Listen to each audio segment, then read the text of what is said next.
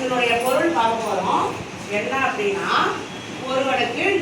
ஒருவன் நிறைவுடையவனாக இருக்க வேண்டும் என்றால் பொறுமையை போற்றி பின்பற்ற வேண்டும். ஓகேங்களா? இப்போ பொருள் நம்ம பார்க்கறதுக்கு முன்னாடி நான் வந்து கதையை சொல்லிடுறேன். அதுக்கப்புறம் உங்களுக்கு ஹாப்பி மார்னிங். என் பேர் பிரியா. என்னோடய பையன் ஏஎஸ்எம் வில்லியனூரில் 4th ஸ்டாண்டர்ட் சி செக்ஷனில் படிக்கிறான். அவன் பேர் ஜிவி. இன்றைக்கி அப்சர்வேஷன் கிளாஸ்க்கு வர சொல்லியிருந்தாங்க. தமிழ் கிளாஸ் போயிட்டு இருந்துச்சு.